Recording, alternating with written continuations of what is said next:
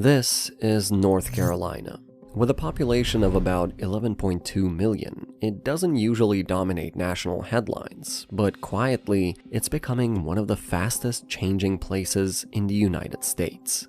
On its own, none of the state's major cities seem that unusual. To most people, Charlotte, Raleigh, Durham, and Greensboro all look like typical fast-growing Sunbelt cities.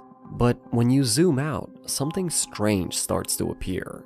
These cities aren't growing in isolation. They're growing toward each other, faster than almost anywhere in the country.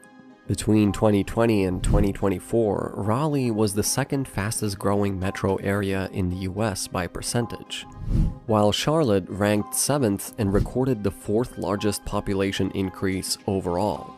Both cities have expanded far beyond their footprints from just a decade ago, with new suburban development spreading in every direction. Between them, Greensboro and Winston-Salem are also growing steadily, gradually filling in the gaps.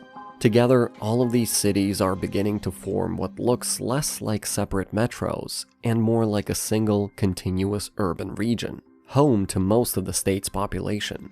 So, why is this region growing so fast, and what does it mean for the future of North Carolina?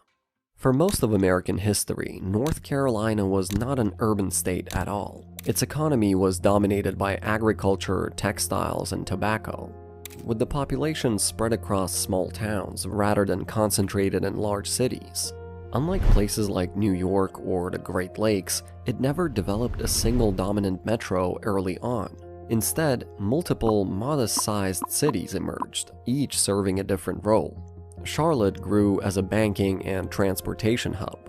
Raleigh, Durham, and Chapel Hill developed around government, education, and research, while Greensboro and Winston-Salem became manufacturing and logistics centers. For decades, these cities were still very small and separated by large stretches of rural land. This all started to change in the mid to late 20th century. Highways connected the state more tightly than ever before. At the same time, air conditioning made the South far more livable, and manufacturing jobs began shifting away from the Northeast and Midwest. Then came a second major shift, the transition to a knowledge and service-based economy. The Research Triangle was intentionally designed to attract high-tech companies and research institutions. Charlotte became one of the largest banking centers in the country.